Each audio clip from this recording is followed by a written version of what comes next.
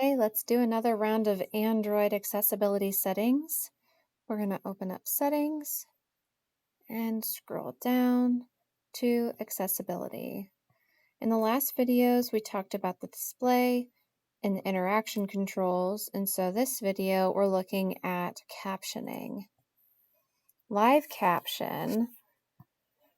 Again, if you scroll all the way down to a feature, it'll tell you more about that feature and how to use it.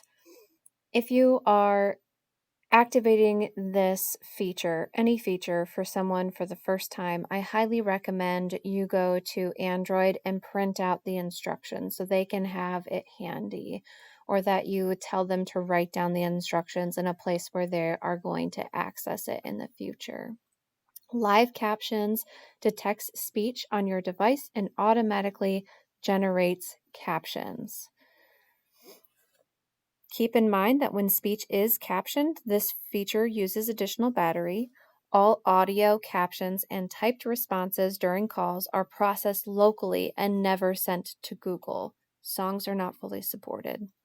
Live caption is not intended for calls with more than one other person. There's a different feature that you could use for that, right? So there's a touch and hold feature and a double tap feature. Again, have those instructions off to the side.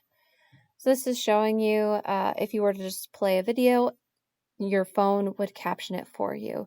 Instead of having to find the closed captioning on that video, you could use this to do a live caption.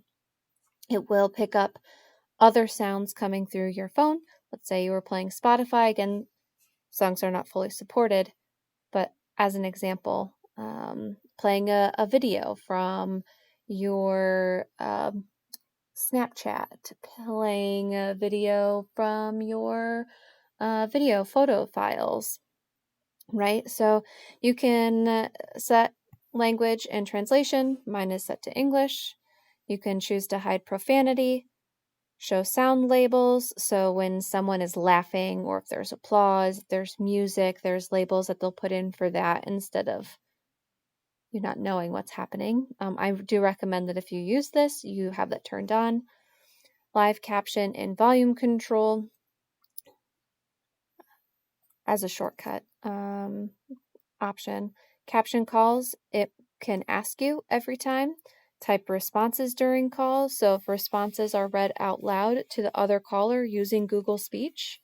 So if you need not only for the call to be captioned, but you need to type and someone speak for you, you can turn that on here. And then you can change the voice for your typed responses. And then if you need additional help, it'll take you directly to that support page. Let's go back. That was live caption. Next up is live transcribe. So this is converting speech to text. This is going to be better for phone calls, this live transcribe, versus the live captioning. They are fairly similar in how they work. Captioning works better with media. Transcription works better with conversations, right? You can turn on that setting, that shortcut there. And finally, your caption preferences. So if we are using some of these captioned features, then that should be on. We want it to show our captions. You can change the caption size and say very large, it'll look like that. And if I want it to be set by the app, if I want always black on white on black, yellow, etc. Just showing you how to look. And then you can make custom ones as well. There's more options for the language.